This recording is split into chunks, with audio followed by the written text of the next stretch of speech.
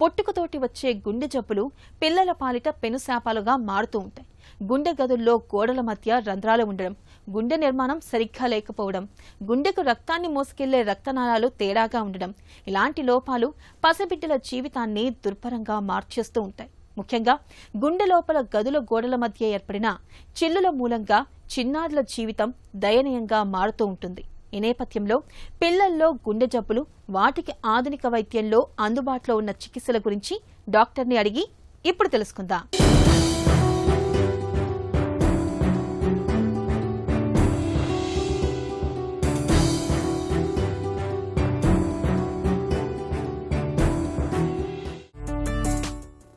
కంజెనిట్ heart diseases అంటే ఏంటి? మన దగ్గర తీవ్రత ఎలా ఉంది? కంజెనిటల్ హార్ట్ డిసీజ్ అంటే పుట్టుకతో వచ్చే గుండె జబ్బులు. అంటే మన హార్ట్ ఫార్మేషన్ అన్నది మొదటి 8 నుంచి 10 వారాల్లోనే జరిగిపోతుంది. సో అప్పుడులో నుంచి డిటెక్ట్ అయిన గుండె ప్రాబ్లమ్స్ని కంజెనిటల్ హార్ట్ డిసీజ్ అంటాము. సో ఇది ఒక 1000 మంది న్యూ బోర్న్ బేబీస్లో చూస్తే 10 మందికి కంజెనిటల్ హార్ట్ డిసీజ్ రిస్క్ ఉంది. సో అందులో కూడా ఆ 10 మందిలో కూడా 1/5 వాళ్ళు క్రిటికల్ కంజెనిటల్ హార్ట్ డిసీజ్ అంటాము. పుట్టుకతో తలెత్తే గుండె జబ్బులు ఎలా ఉంటాయి? ఎన్ని రకాలుగా ఉంటాయి? పుట్టుకతో వచ్చే గుండె జబ్బుల్లో మొదటిది రంధ్రాలు.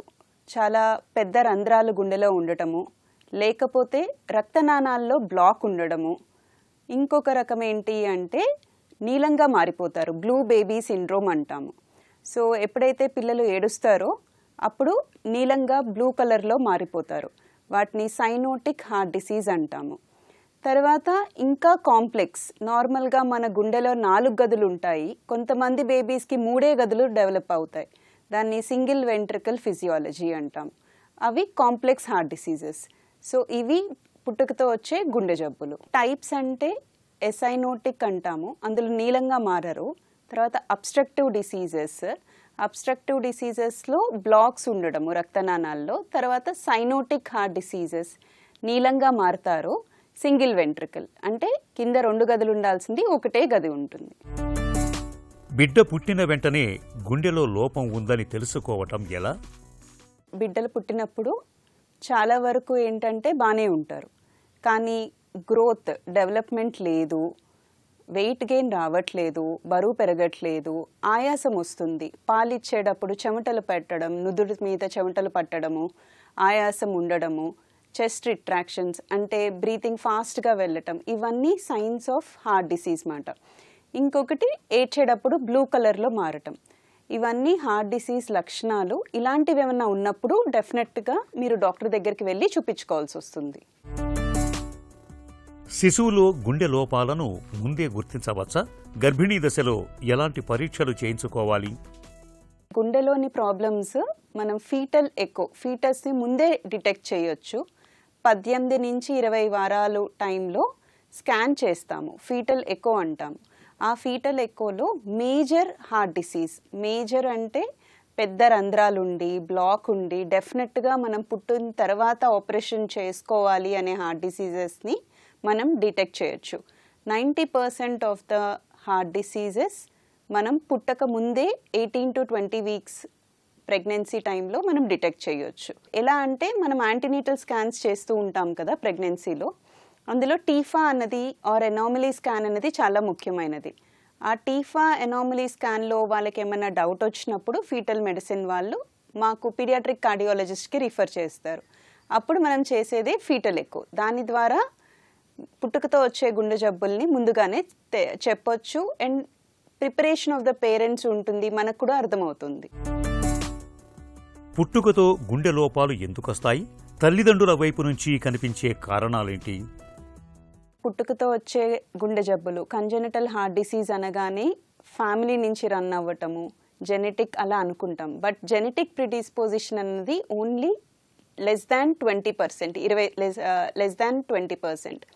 సో మెయిన్గా ఏంటంటే ప్రస్తుతం ఉన్న దాంట్లో ఒబేసిటీ, డయాబెటిస్ ఇవి చాలా ఇంపార్టెంట్. నెక్స్ట్ ఇన్ఫెక్షన్స్ అంటే కంజెనిటల్ రుబెల్లా సిండ్రోమ్ అంటాం.